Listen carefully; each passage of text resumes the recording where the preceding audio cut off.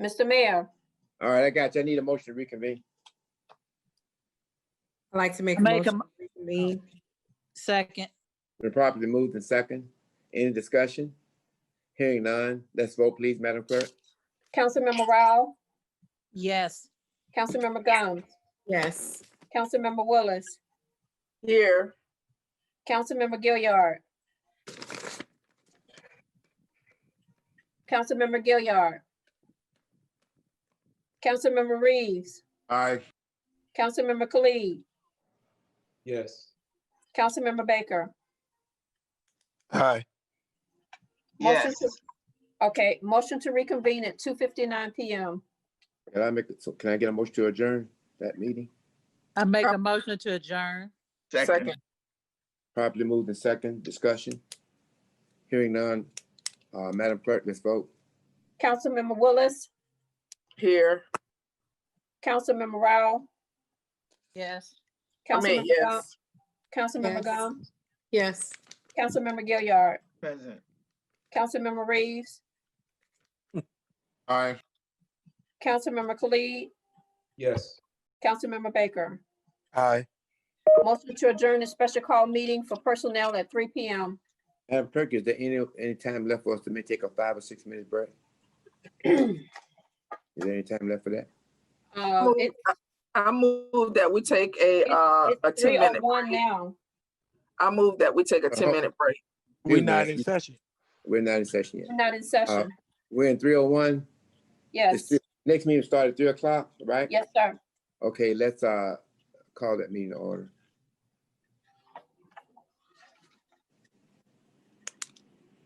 Mayor, is there any way I can make a motion for us to take because we just got out of a meeting?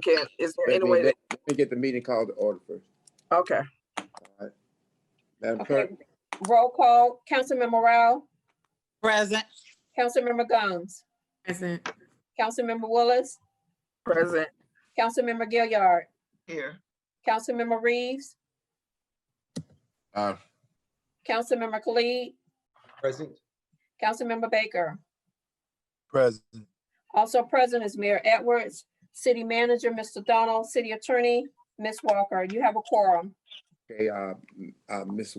Willis, you want to make a, Yes, I move that we take a 10-minute break to start back at 10:12. At 3:12, 3:12. Yeah. All right, y'all, 3:12.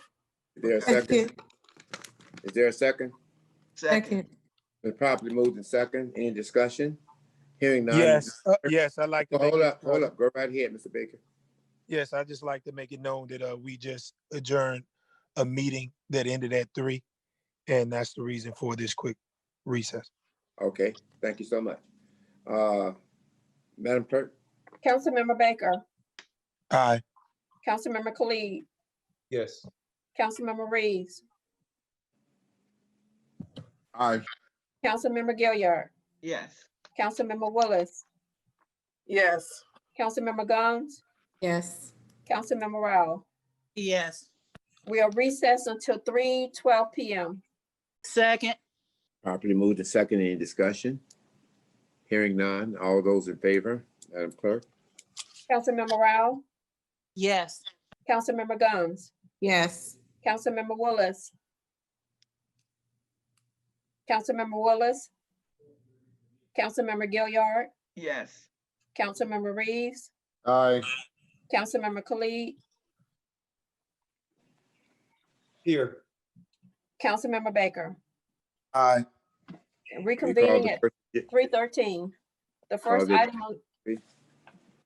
item is council discussion and approval of CARES Act funding, the city manager. Mr. Donald? Yes, ma'am. Thank you, Madam Clerk. Will you pull up the screen, please? Oh, I'm sorry, the presentation. Mayor, I'm sorry, I'm here. Can the record Okay. reflect that? Yes, Yeah. I got you. All right, thank you. So, and while the clerk pulls up the screen or the presentation, just kind of wanted to highlight that while we have not officially completed, I don't believe, the actual CARES Act IGA from Fulton County, We expect, I believe, to do so by the end of the week. I know that the mayor and city attorney are working through that document, and for the most part, there's a general understanding and agreement for it. As such, we will have a very limited amount of time to put together projects and expend all of the funds. And so today's presentation is kind of twofold. One, to give you the staff proposal, of course, based on the feedback of council, also the feedback of our residents, and taking into account some of the limited information that has, not limited information, I'd say some of the restrictions in addition to the federal regulations that have been placed by Fulton County. And so, Madam Clerk, if you could go to the next slide.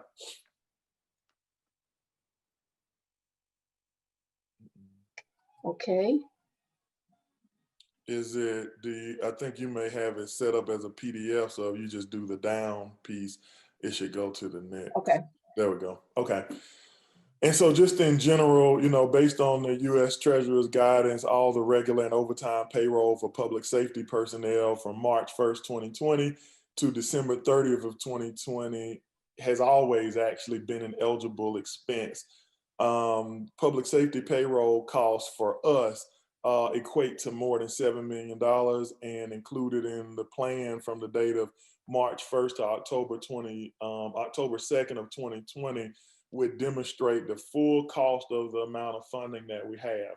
The purpose of me providing you this quick snapshot is simply to say the city of South Fulton is in position to expend all of the funding that we will receive from the CARES Act if we simply applied it to public safety payroll, although that is not my recommendation. Next slide, please. So just to give background to the public, all of you noticed the Fulton County mayors collectively filed suit to ensure proper distribution of CARES Act funding. And in late September, the mayors came to a tentative agreement pending individual IGAs with member cities. Fulton County, since that time, or I'm sorry, throughout the process, the requirements have been more stringent than federal guidelines. It's actually been the reason we have not fully realized our submitted reimbursements to date. In the most recent set of FAQs, the county relaxed those restrictions on eligible costs for public safety to match those of the federal and state government. Next slide. And so just in general, the city of South Fulton, based on our population and the preliminary numbers, again, we have not received the notice of award, but once we get the IGA complete, those figures and everything will be included. But the projected amount is a little under $4.2 million. It's important to note that all of the expenses must be incurred by December 15th. And so I put incurred, but it is better to say must be realized by December 15th. And so you may be awaiting invoices and things of that nature. You will get a short period of time for closeout, but it is best to have in our head that all of those funds must be expended by December 15th in 2020. So, you know, to make sure that we were prepared in advance over the last month, even before there was an agreement, my office convened a cross-functional team of internal stakeholders and a couple of external subject matter experts to develop this presentation, basically a quick strike platform to make sure we can implement CARES Act funding. Internally, definitely want to highlight and, you know, thank our grant administrator who actually led a team that included our public safety leaders, transportation, public works, economic development, IT, and others, including human resources. Really all of the department heads contributed in some form or fashion. And we also used MS Solutions, a minority and veteran-owned business, because we know that, one, that's important when you talk about utilizing city funds in the city of our demographic, but also to ensure that we had some external expertise to evaluate our platform. These plan proposals, which I'll go to in greater detail, are a product of consolidating that internal and external consideration. I want to make that clear because internally, and the external partner, they kind of had different views of how we should expend these funds. And so my executive decision is to present these recommendations that I'm providing. And so it should be noted that the total project plan would exceed total cost of the CARES Act allocated funding, which is perfectly fine. It just means that we are very sure that we will be able to expend every dollar by December 15th. You can go to the next slide. So there are basically three options on how you could expend these funds if you did not fully just do the simple route of utilizing it for public safety and just make sure we expend the funds. My recommendation is to deliver a suite of services that provide a large amount of programming, but also balance payroll costs for public safety. Because as you know, we've had to be very creative when it comes to overtime, hazard pay, and other things that impact us here in the city of South Fulton as we respond to the pandemic. And so option one is, what I believe is to take about a little over 1.2, a little under 1.25 million and leave other expenses at about 2.9 million, which would allow us to, one, relieve some of the pressure on our public safety budget, but then also provide some programming that I believe fits the vision of the council and the needs of our residents, as you have expressed over the last month or so.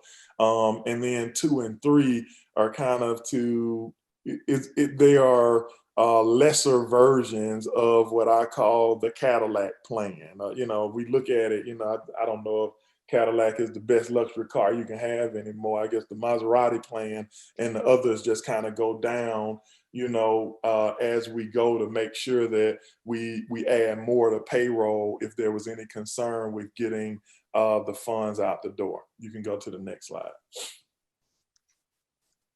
I'm sorry, you can go again. These are just simply the proposed projects. And I apologize, Madam Clerk, if you just go back to that slide with the options one more time so that I can highlight a couple of things for the council and the public. So the proposal that I am providing you would basically, or what I'm requesting from you, is to authorize the city manager's office to finalize a suite of programming that would allow us to deliver these services not to exceed the amount allocated by Fulton County, which is expected to be 4.136,829. And so we would need your authorization to be able to do that, and the timeline for doing so is included in this presentation. And so these proposals have been fleshed out, and some of them are already in process, and I think you as a council are fully aware of that, but there are opportunities to augment them and adjust how we deliver this programming, and that is something that we do need a little bit more flexibility in. So go to that previous slide again. Thank you, Madam Clerk.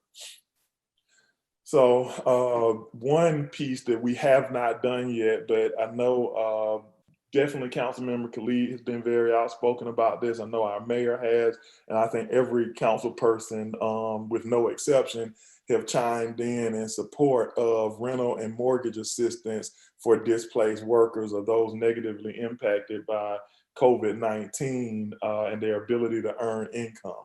And so this would be managed by CDRA with Director Reed and Deputy Director Cummings.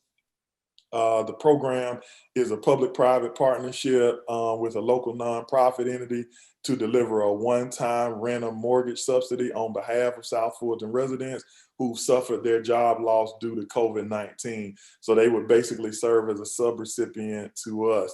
The program will help our community improve their quality of life, economic vitality, and it'd be based, in partnership with some of the housing strategies and the CDBG pursuit that we currently have going on in response to the global pandemic. The timeline is about 60 days. It is about 90% ready to be rolled out, but we would be putting a bit of pressure on our procurement team and others to ensure that we pull the partners in and finalize those agreements, make them as simple as possible, align it with the letter of the law, and get those funds out the door. What it would be and the strong points of the actual agreement is that it would provide that one-time direct rental or mortgage subsidy payment to displaced workers. In-house personnel would be able to research and qualify nonprofit organizations who could serve as the fiduciary, but more so the fiscal agent, which would expedite the process. I think, for the state of Georgia, I wrote the regulations around the WIOA displaced workers and warn notices and all of those things.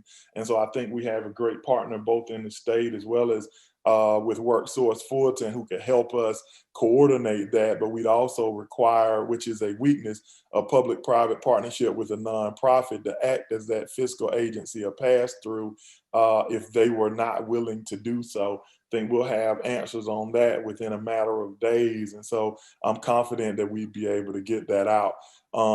Again, the costs related to this program would be based on all 7 districts and a administrative fee to the fiscal agent, which would be a total amount of about $750,000. We would not, I don't believe it would be a good practice or a good precedence for us to make direct payments through the city.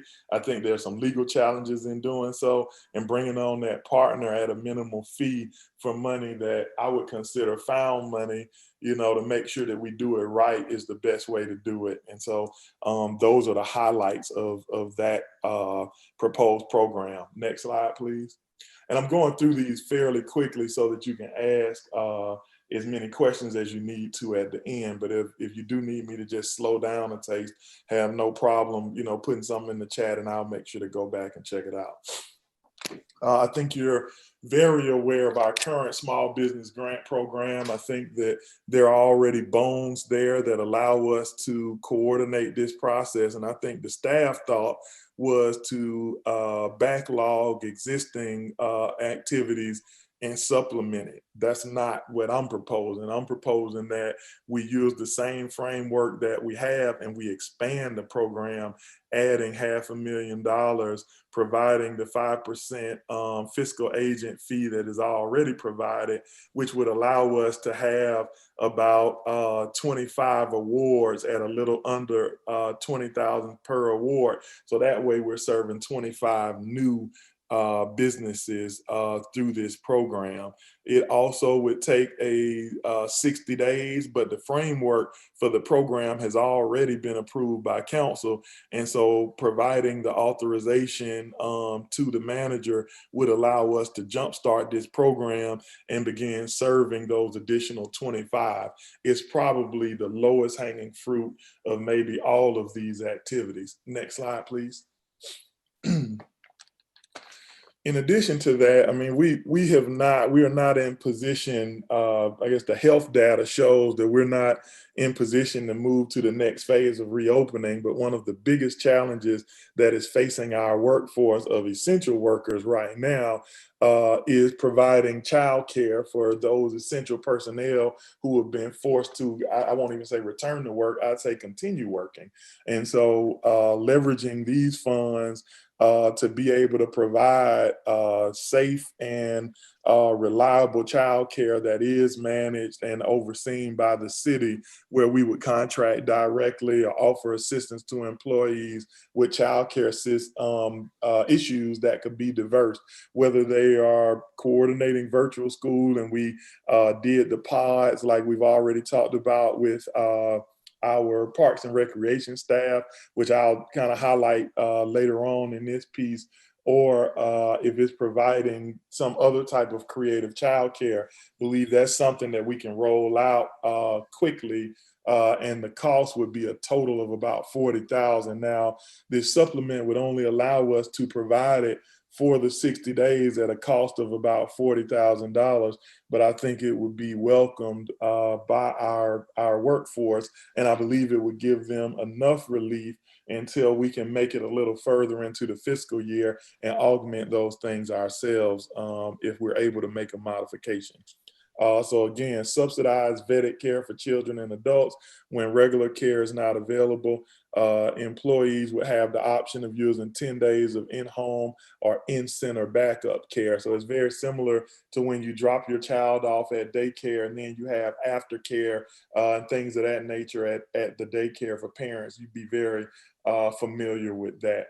Now, there is no immediate weakness for this, but I think it would be an immediate fix for childcare to employees, and it could be implemented quickly, but we do have to hit the ground running. There are other models in other cities that are doing it. And so I would be putting the pressure on our purchasing department to piggyback on one of those agreements that are there. And so if it is my thought and consideration, and we'd have to ask the city attorney, and my timeline has the ability for us to confer on this further, but that if you provided the authorization, that it would include the programs as presented, and therefore on record, we'd be able to move forward on these, not only programs, but the related activities that are required to get them done. Next slide, Madam Clerk.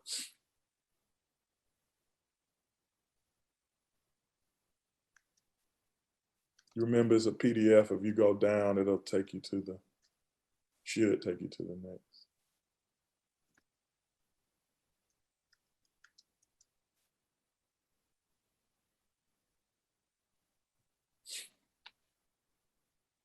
And I apologize. Computer is froze. Okay, let's see. I'll see if I can pull it up. And I apologize, it's a fairly large file. Okay, now here you go. Okay. Yeah, I had to do this one myself yesterday until we could bring it forward. So we may continue to have some technical difficulties because the framing and layout is not my specialty. And so for IT and infrastructure security, you know, I think we've got a pretty solid setup in IT, but there are some challenges there, and we need some added layers of security. And so I want to kind of highlight there is a bit of a discrepancy here that I think we need to put in advance of enhancing our mobile connectivity, mobile equipment, and mobile and virtual conferencing. So I think, you know, that is the purpose of the program, and that is the overall cost of the $188,600. It takes us about 60 days to be able to coordinate, but I also think that even more than that, focusing on the cybersecurity portion, which we've received, I believe, a couple of quotes, which we believe based on our budget, not the industry, but our budget are on the high end. I know that Councilmember Reeves sat in on a meeting with IT, as well as individual meetings with myself, with one reputable firm that is able and willing to do the cybersecurity assessment that we need to be able to identify our key weaknesses before we make other investments. I believe that, and I know Councilmember Rowell, and I could probably mention every other council member's name, including the mayor, have kind of focused on cybersecurity. And I think this is a great opportunity for us to not only take advantage of, you know, responding to our citizens in COVID, but doing so in a way that makes sure that we enhance the strength of our IT offerings through that assessment to be able to justify the enhancement of these connectivity issues through COVID. Also, my ask of IT would not only be to ensure that we have the appropriate teleworking capability, but I think there's some opportunities to expand the range of our free Wi-Fi that's offered at our facilities so that it begins to impact our residents positively. We started this conversation working with GTA and others with the state to try to expand broadband or use those funds for expanded wireless connectivity with their support. Those conversations have stalled. And so my thought is that we leverage the cybersecurity investment as well as the connectivity investment to provide that service as best we can for our residents. Next slide, please. And I think the expansion of the education pods that we talked about for virtual learning, we have put a couple of very minor things. We funded them through the city manager's office, you know, mini camps that last 3 days, provide some relief to our staff and parents, and also let us test out how we can respond to COVID and still deliver programming. And they've been fairly successful so far, but you know, it's really about time that we kind of expand that, at least so we can evaluate that offering, as COVID has not subsided at all. And we've got to figure out how to respond in FY21. And so the program purpose is to make sure we provide some social distancing for students and related activities.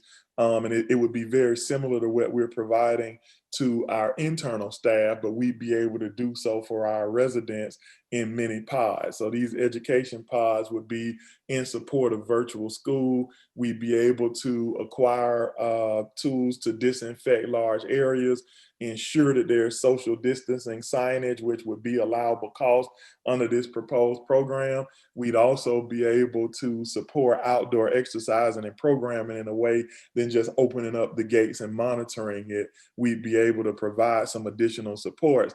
And then as we're still in this virtual model, we'd be able to expand our virtual programming of Parks and Rec programs. And so these are extremely important to us. And I believe that the proposed budget of about 140,000 would not only allow us to serve about 10 to 12 pods, it would also ensure that we have the appropriate tools and equipment to ensure that those pods are safe during COVID and provide some relief to some of our residents. Now, I would say it is not a be all end all. This would not be a humongous program serving thousands of people, but I think we can get close to, or we would work to get as close to 1,000 people as possible. Now, I'm not sure how close that is right now. We're still working through those details, but we do have the framework and we're certain that we could expend these funds.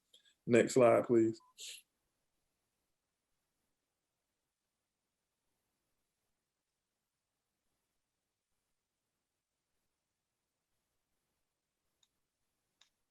I think we're frozen again.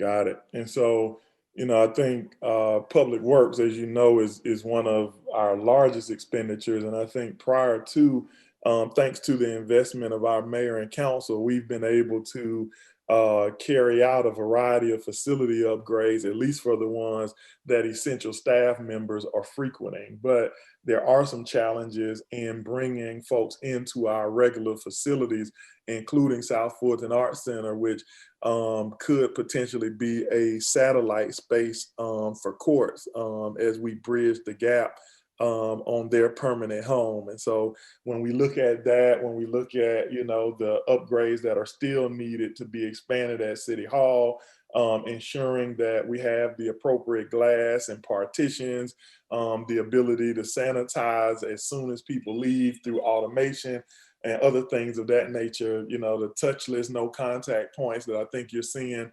other cities begin to invest in, and those protective barriers throughout the city. I think one that is most important, and, you know, thank you to Chief Sterling and Chief Lay for advocating for this, as well as our union partners, ensuring that we have protective barriers in the sleeping quarters for our fire departments, which is something that we have not fully been able to realize yet, would be something that is important. The only weakness with this one is that the installation of the facility upgrades could be challenged in meeting the deadlines. And so while the installation may be a challenge, I still believe that we'd be able to incur the cost, and then the installation would be taking place, because you many times have to pay for these things in advance of the installation. So did want to highlight that that is a potential weakness in this proposal. Next slide, please. And so I think another piece of low hanging fruit is when we look at the actual payroll piece, I've separated the gladiator benefits payout as a more program activity, because what I would be asking for, and we would have to bring this back at the next meeting, is for you to adjust the original gladiator benefits a resolution to authorize the city manager to have the ability to make it a cash payout at his or her discretion. And the reason why I would ask for that is because we are projecting a cost of about 400,000, a little under 400,000, to be able to turn that into a cash benefit. But it would actually allow us to do what we wanted to do when the county was holding on to these funds, and that's utilize these funds to provide hazard pay. Now that they've released that restriction and we have a 60-day timeline, we could actually freeze the program to where the benefits that are realized are, put into a bank, but the actual current incurred costs are turned into cash payments. Or we could do the reverse, where we cash out the others.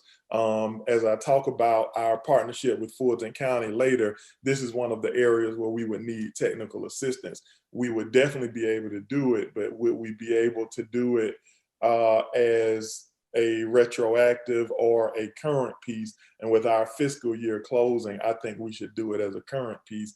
But again, we would get technical assistance from them. Next slide. And then I think this is the simplest piece. I think, I won't spend a lot of time going over this. I will touch on it for the edification of our public, but, just offsetting the public safety payroll costs, which is allowable both on the federal and state and now county level. We would simply use those expenses within a 30-day period per the grant guidance to be able to pay down or receive reimbursements for the payroll cost. And so we would work with finance to ensure that we do that appropriately. And so I would be asking for the authority to ensure that, we approve this proposal with the understanding that if any of these proposed programs were lagging and not able to be completed, we would simply default to the reimbursement for public safety payroll, so that we would ensure that we would expend all funds. I think we leave no money on the table here to help relieve the city's ability to respond to COVID, but I think it's important that we provide this level of programming so that we're not leaving our residents out in the cold. Next slide, please. And so this is an important slide, and thank you to MS Solutions for helping us, put this timeline together, as well as the presentation. But I would ask that at a time no later than October 15th, you provided the city manager and or his designee the authorization to implement this CARES Act proposal, or the proposal with your changes and edits and all of that good stuff. I think it is my request, and I'm working with staff to ensure that we lock in Fulton County, that so we're going to lock in a technical assistance call on the 16th regardless, but the purpose of it would be if you approved if you made the approval on October 15th, we would then have the authority to talk through the proposal and make sure we're on the same page with the county with our reimbursement schedules, our understanding of expenditures and all of those things. We would then be able to begin the launch and implementation no later than October 19th, which is aggressive. And I have a meeting with staff to kind of walk them through that, because our external partner has kind of laid out the process in doing so. And I have some unique experience in doing so and implementing these activities, both with the state of Georgia and during my time in the district. On the 19th through the 31st, We would do a call for participants, proposals, all of those things during that time frame. We would make sure that we get the information out, whether it be for businesses who are interested in the expansion of the program, whether it's starting to develop a list of South Fulton residents who have been displaced and are experiencing challenges in meeting their mortgage, et cetera, or rent, et cetera, et cetera. We start doing that process on the 19th, and we would likely close out the application request for information, whatever it is, by the 31st of October, so that we can ensure to have a healthy list at that time.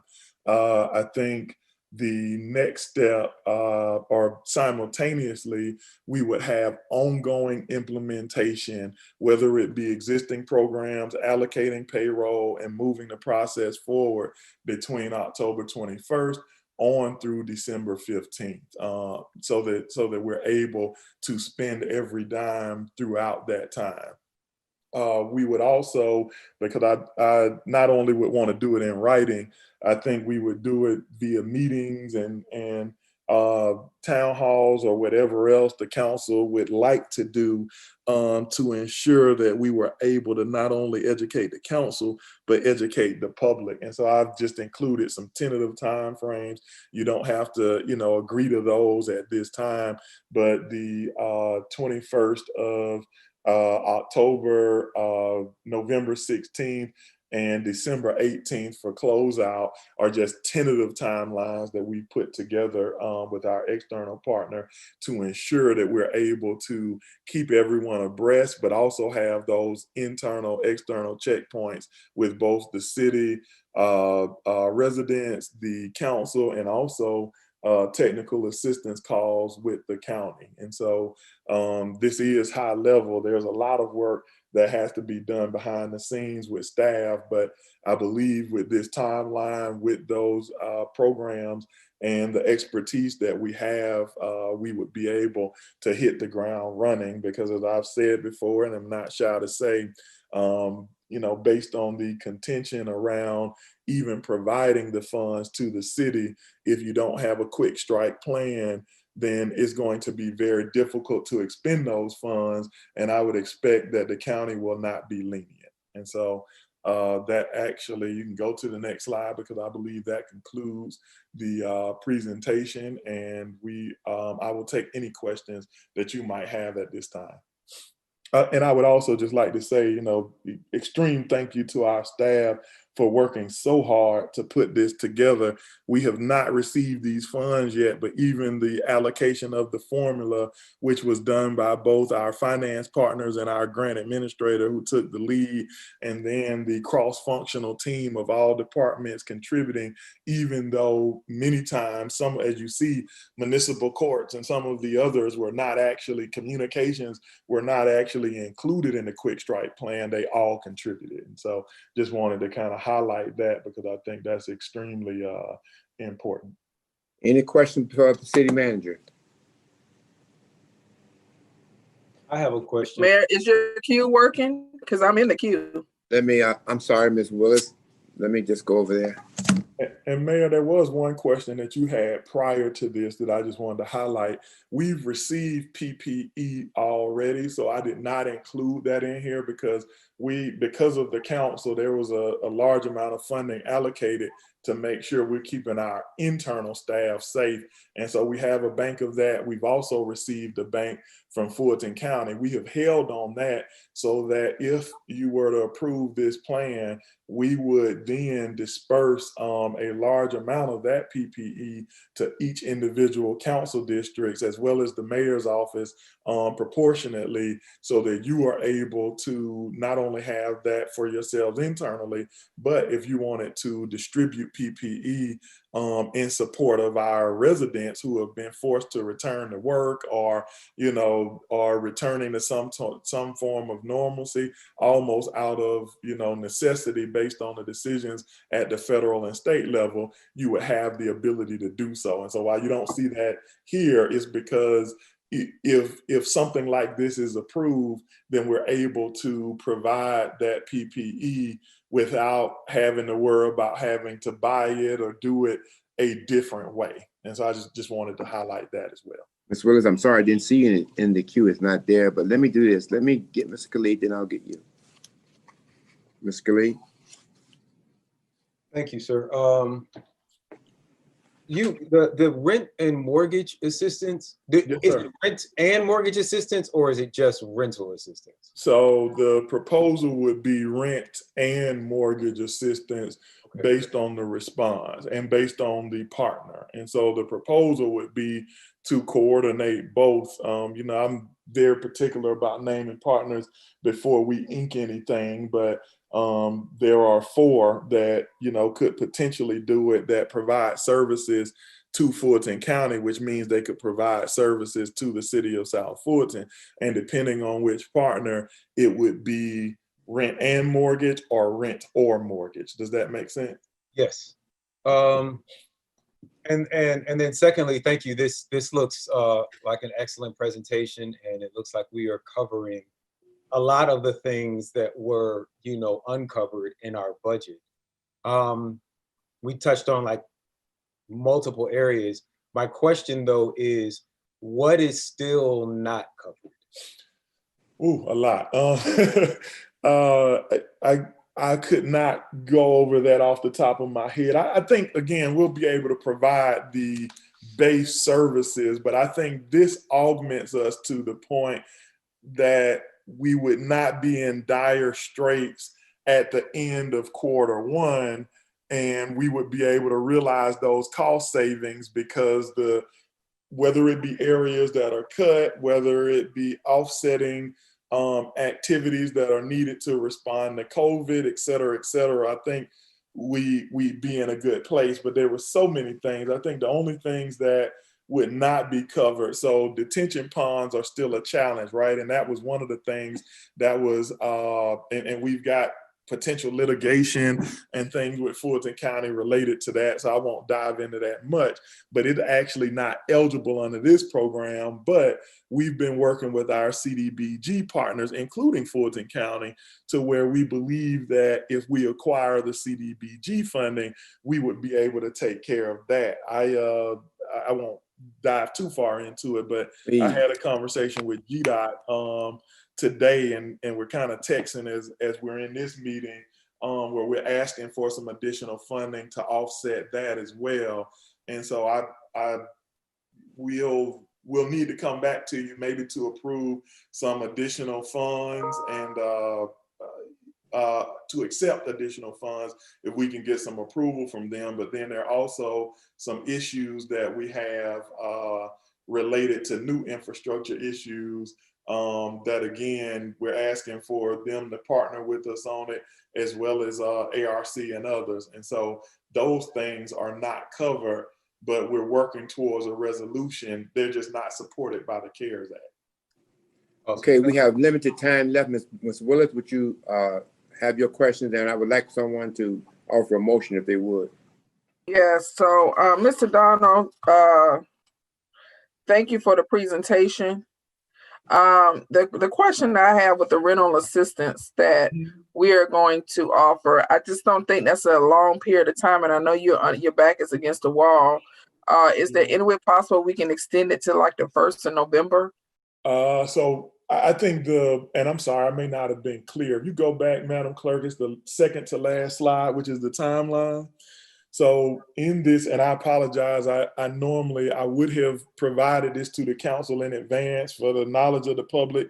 This is your first time seeing it. That's why I'm not asking for approval or anything today, but I think by the 15th, we have to have approval. If you're comfortable approving it or authorizing us today, then of course I would accept that.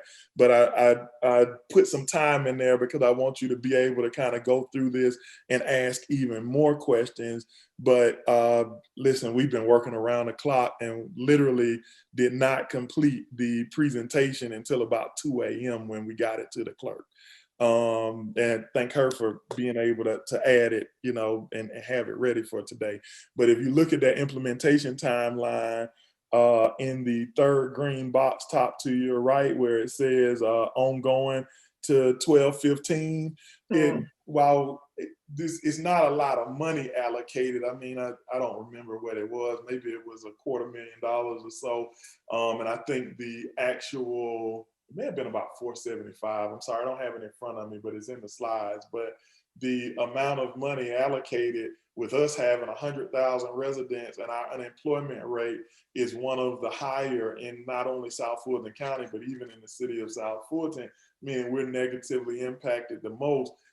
I don't think the money that would be allocated is going to last past a certain period of time. And remember, we would be calling, when you look at the 19th through the 31st of October, that's the call for participants and proposal, the initial, but it would actually be going on until 12/15 or funds are exhausted. So we will actually be working with an organization to get these funds to the city of South Fulton residents in need of rental assistance. Yes, ma'am. Absolutely. Okay. Yeah. Okay. And We so, have- we have Mayor, I have another question. We have 5 minutes left. I get that, but I have another question. We have 5 minutes left and a vote. Go ahead. The PPE equipment, Yes, ma'am. will you, I mean, you said you're going to issue it to district council members. Mhm. Do you know how soon you will be able to do that? Because I know it's the flu season is coming upon us, and some of us would like to get distributions done, before that really get into full effect. Yes, ma'am. So the first batch, we've already done the count, verified it, stored it, all of that good stuff. Fulton County last week provided us with the additional batch, which is like the last batch of that they're going to provide us. We'll be finished with the count and verification and all of that good stuff by the end of the week. By that time, we'll have the total. We'll know what, some of that stuff is specifically allocated to public safety and other areas based on the CARES Act and Fulton County.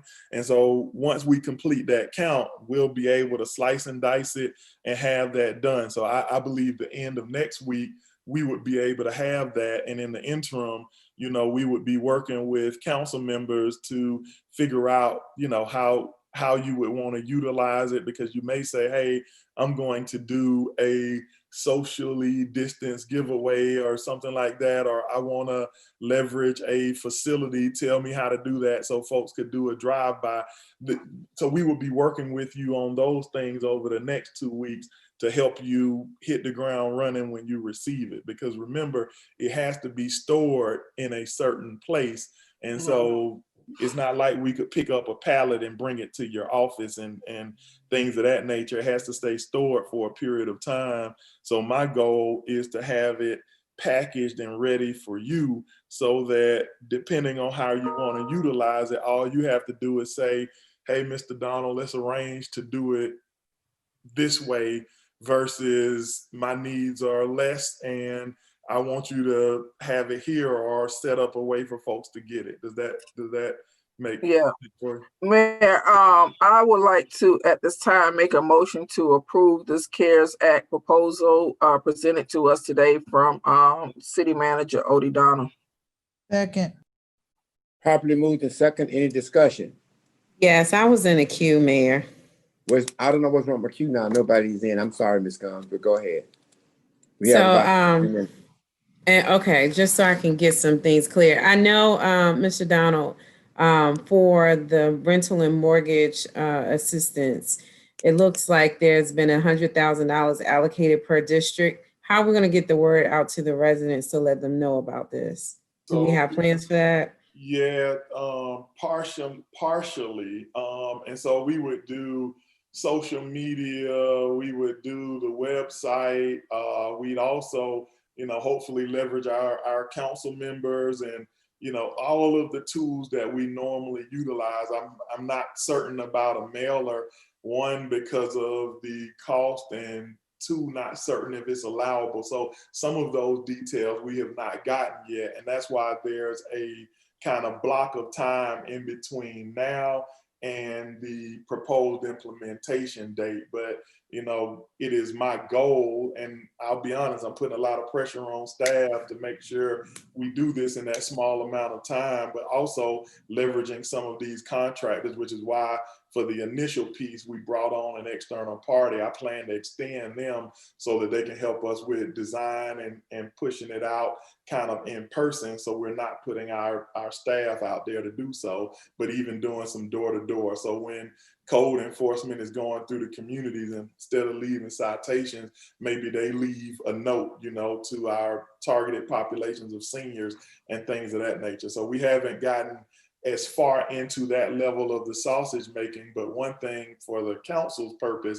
I plan to have a variety of tools that may be e-flyers and a direct link and verbiage that you can copy and paste and include in your newsletters and things of that nature so that we can hit the ground running.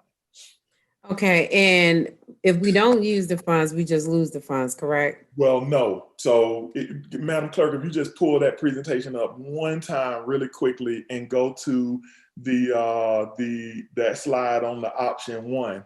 So remember, all of the payroll, yes ma'am, if you leave it here, all of the payroll costs for police add up to about $8 million. And so if, let's say we go to those 4 that we've already targeted, but also reach out to additional folks, and we can't quickly get an agreement or piggyback or whatever it is on the mortgage and rental assistance piece. If we couldn't, then that program, and we're gonna fight to get that done because that's just important to our residents. So that's probably a bad example. But if we couldn't get it done, we would just default to the payroll. So if we get to a drop dead date, and that's why I put those updates with the council, if we get to the drop dead date where any of these are not able to meet their full budget, then whatever the balance is projected to be, we default to public safety payroll costs. Okay, and two last questions. Yes, ma'am. Is there, just for the process, is it really cumbersome? Because I really will hope that it's time sensitive, and then also too, as you know, streamlined as possible, so residents don't have to go through a whole bunch of rigmarole just to see if they can qualify. That's a great question, and so I think that's going to be how we evaluate our partners. Who can get it done the quickest, simplest, and straight line. Because the one thing about the CARES Act is that it's not a grant. Like, these are funds that are provided to deliver services. So it should be extremely simple. And anyone who doesn't understand, that they are a fiscal agent and essentially a pass-through, the conversations would be cut quickly. Okay. And then lastly, I know that we were trying to attempt to do something with the business sustainability program. Yes, Could ma'am. any of these funds be used? I know we were using cost savings through the budget, but could we use any of these funds for that program? Yes, ma'am. So if you go straight down, And I could have missed it. I'm sorry. yeah, that was the one for, if you go down to the economic development piece, that small business program that you helped to author is listed in here. It is Okay. It's right here. Yeah. So, Awesome. we may have to make some minor adjustments, but the purpose is to align it with that one because the council already approved it. So it's an easier, quick strike program. And again, I'm asking for this, that authorization to be able to deliver it, with those edits. But the staff kind of wanted to do some more so to use it to kind of backdate and use it for the previous. I think it's going to be better to try to find 25 additional awards. If we can't, again, we would try to default back to the previous program participants because they've already gone through the approval process. You see what I'm saying? So there are 2 options to be able to get that money out the door: 25 new awards, or look at the previous awards and augment them if they're already in the pipeline and in good standing. So either way, I believe this program would allow us to expend those funds and support our residents and businesses. Awesome. Okay. Thank you. That concludes my questions, Mayor. Thank you. Mr. Mayor, I just want to remind you that we did take a 10 minutes, so we do have 10 minutes.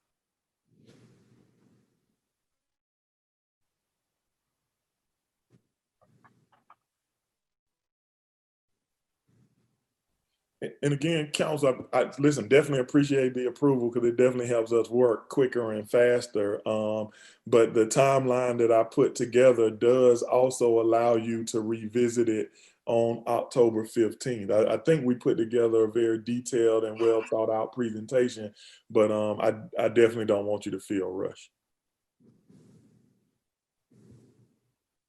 Mr. Mayor, are you there? Motion on the floor, don't we? Yes, Yes, there's you a do. motion on the floor. Madam Clerk, I'm asking for a vote. Okay, it was motion by Councilmember Willis, second by Councilmember Morale to approve the CARES Act proposal presented today by the city manager. Councilmember Morale, Yes. Councilmember Gomes, Yes. Councilmember Willis, Yes. Councilmember Gilliard, Yes. Councilmember Reeves. Aye. Councilmember Khalid, Yes. Councilmember Baker. Aye. Motion passes. Okay, this meeting is adjourned. Let's go back You have to- into. You gotta, You got to What do a did I- motion. I'd like to make a I'm sorry. motion to adjourn. Yeah. Second. All right, let's go back. Councilmember Rao, Yes. Councilmember Gomes, Yes. Councilmember Willis, Yes. Councilmember Gilliard, Yes. Councilmember Reeves, Aye. Councilmember Khalid, Yes. Councilmember Baker. Aye. Meeting adjourned at 4:05. Thank you so much. I thought we was in executive session, but we're in a regular meeting. Okay. We need to switch over real quick. Okay, now. Mayor. we need to Mayor.